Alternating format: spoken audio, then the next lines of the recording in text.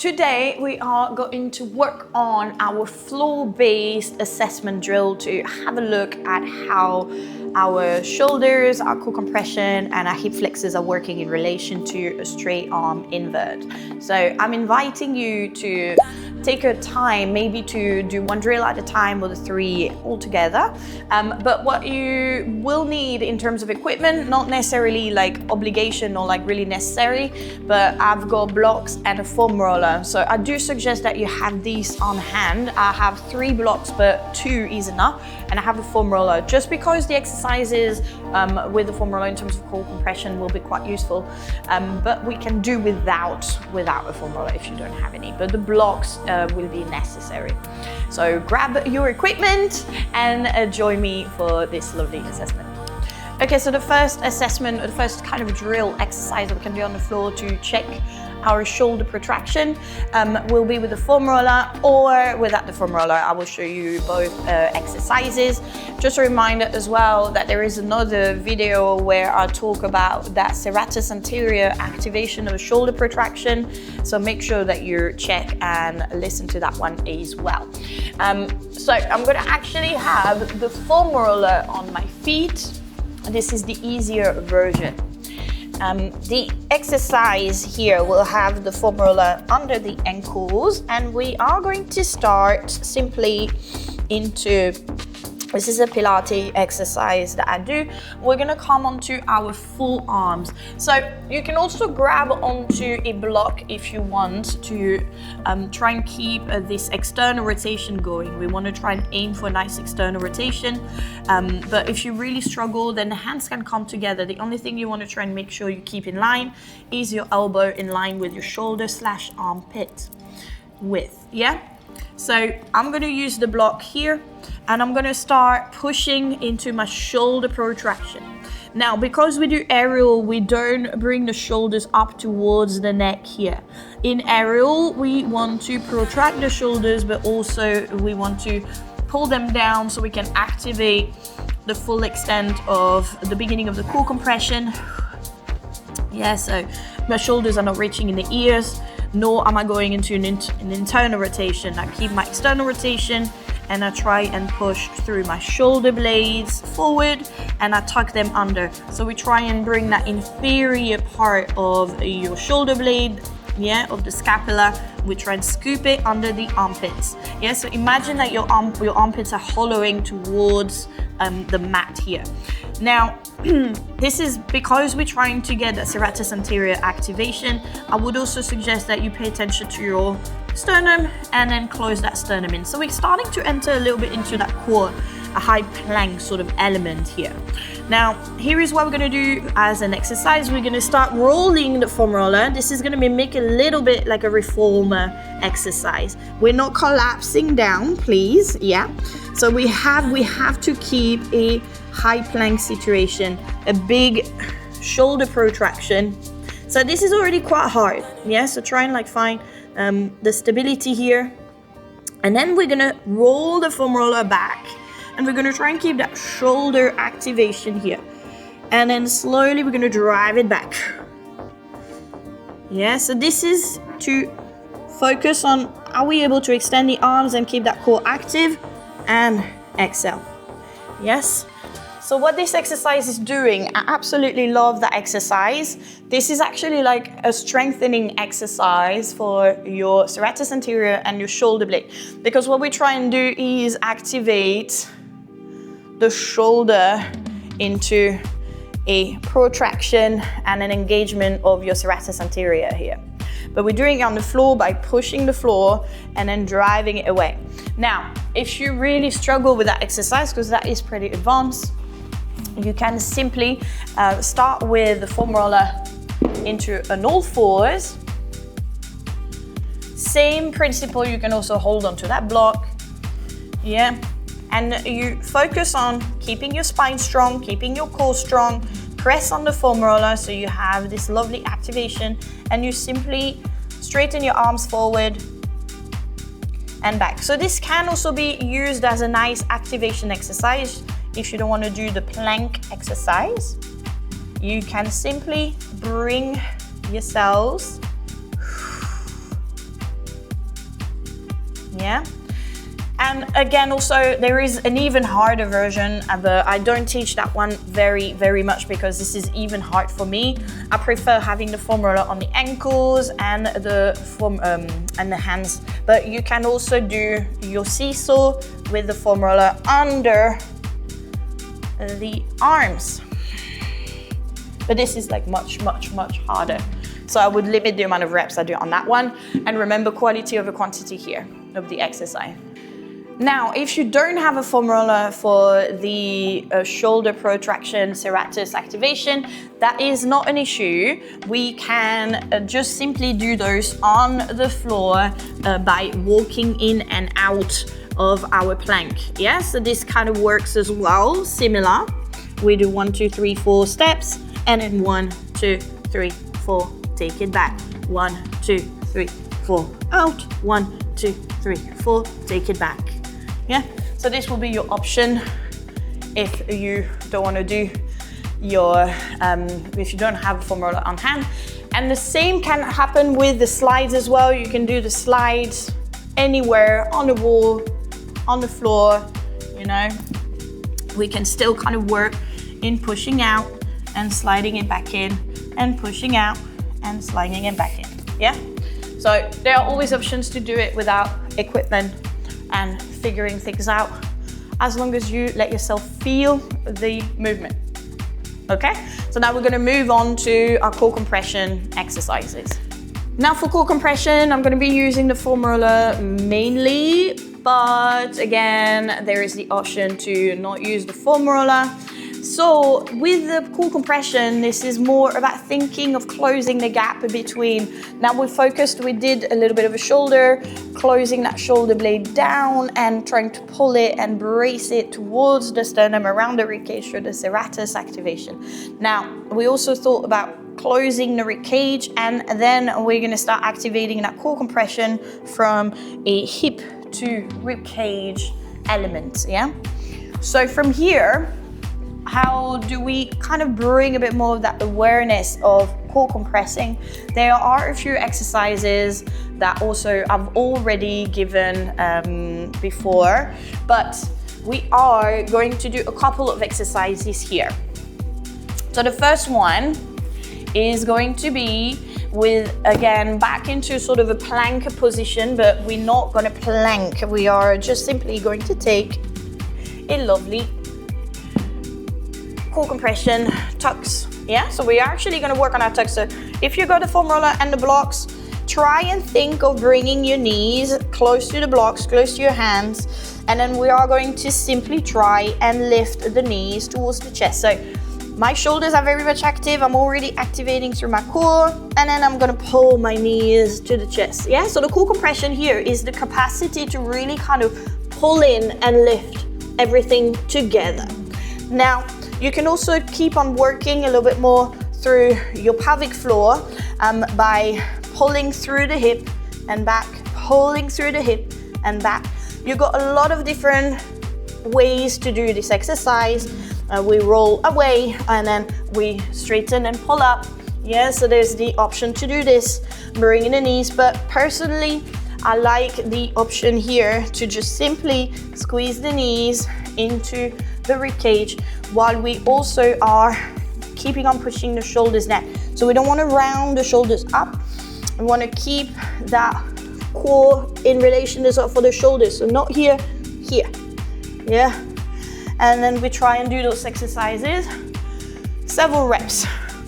Now, there is a nice option I just taught this morning in my Pilates class to feel the pelvic floor a little bit more. So remember the pubic bone, pull in. Think about the pubic triangle here. Pelvic triangle is the pubic bone that pulls up towards you, closing that gap between your two hip bones and your pubic bone. That's how you try. It's my best way of trying to explain of lifting into that pelvic floor. So you can do similar exercise here, but you're actually going to come onto your forearms. Again, option to hold a block between the forearms and keep the knees very close to you. And then from here, we're going to try and tuck that tailbone under. So nothing happens with the legs. It's not the legs doing the work here, we are pulling from the lower abs. So closing that pubic bone towards the hip bone. We're tucking that tailbone under.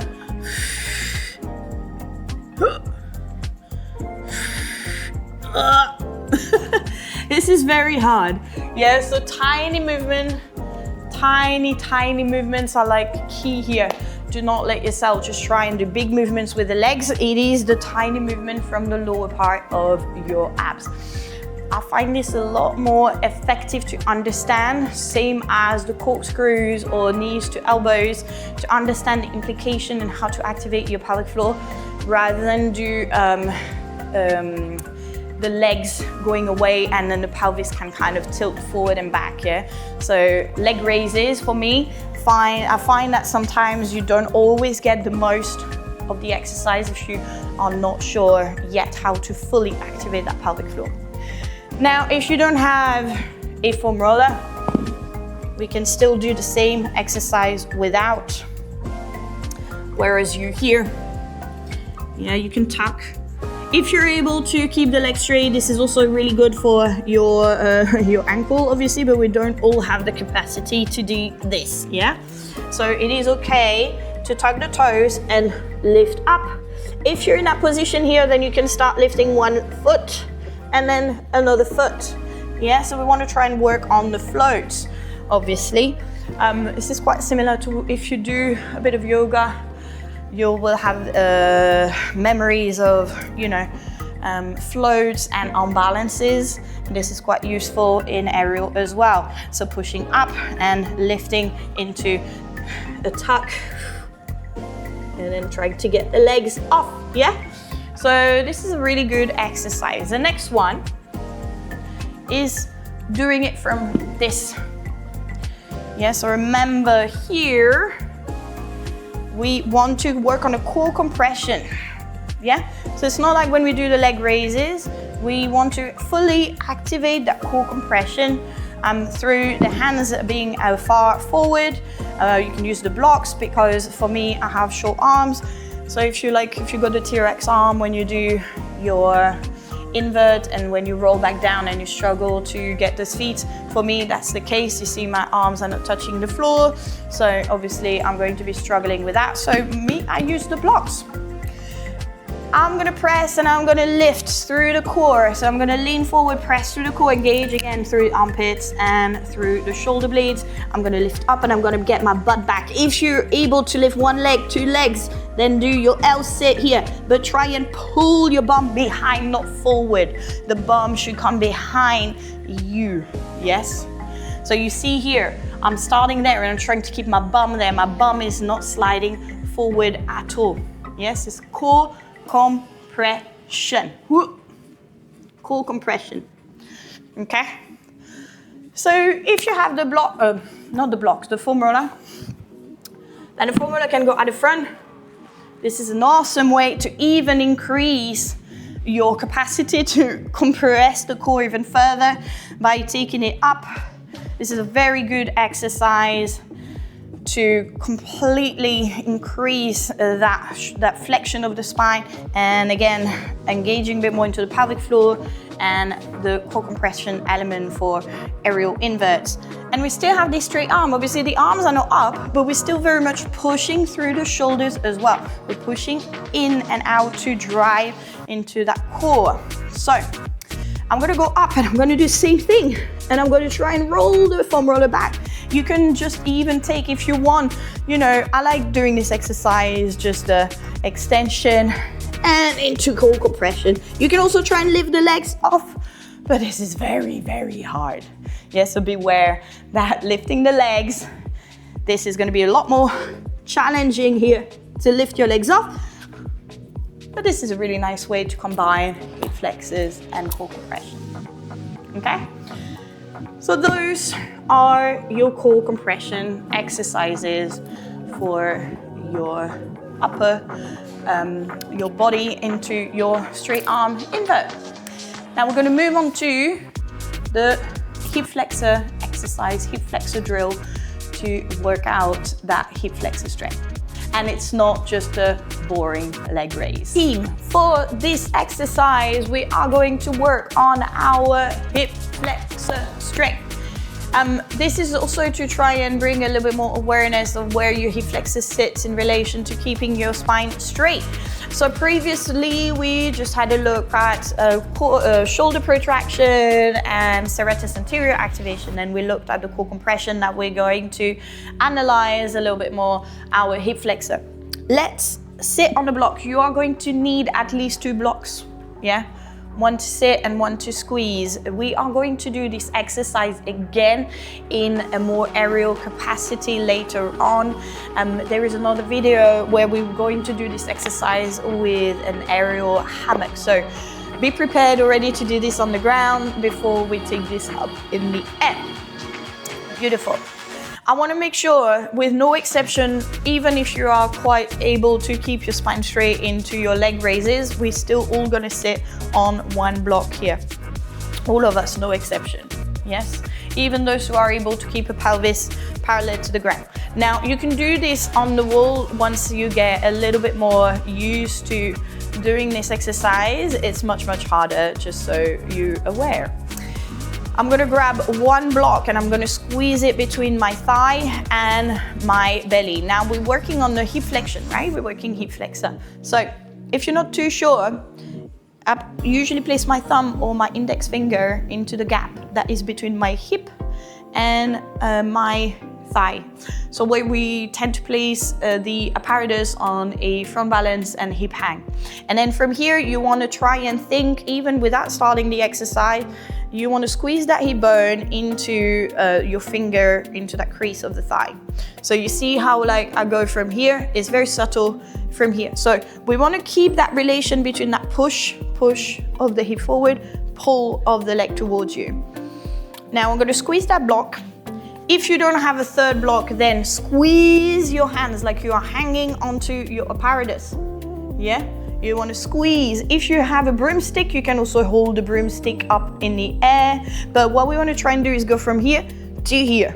Yeah, so you see I'm like really creating that tension here. So when I've got a block, I'm going to squeeze the block up. And then we're going to try and hover that foot. If you struggle, just come onto your toes and focus on that push-pull and hover the leg. Hold it for about 3 seconds and then release, and then lift the other leg up for 3 to 5 seconds and take it down. Repeat. Try not let go. Repeat and reset. Every time reset, lift up. Try and do that push-pull. And drive it back down. Lift the leg. Lift up, lift up, lift up, lift up. And down. One more. And lift. And down. One more. And up. One more. Nice. So we're going to do this on the aerial apparatus as well. But we're going to bring both legs up because we're going to be hanging. This is really good to isolate your hip flexor because you are actually focusing on that squeeze of the hip flexion. We're not using the core compression. We're not compensating through core compression. We are actively strengthening that hip flexion here.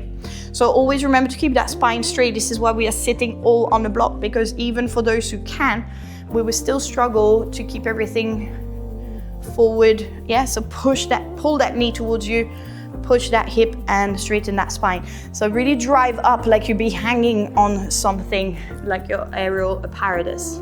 Yes, and then you obviously repeat on the other side. So just really make sure, if you really struggle to lift that leg, which it's not uncommon, is working on that push and that pull. So even if you just try and like feel the push-pull, then it's good enough to start with.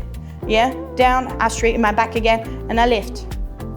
Down and I pull. Yeah, you've also got the option to work this into a bit more of a straddle by opening a bit more to the side. Yeah, if you do straddle, but these are like really intense. Yeah, they're much, much more intense than the forward. I'd suggest that you start with the easy part first and then work your way. That's it. We've done it.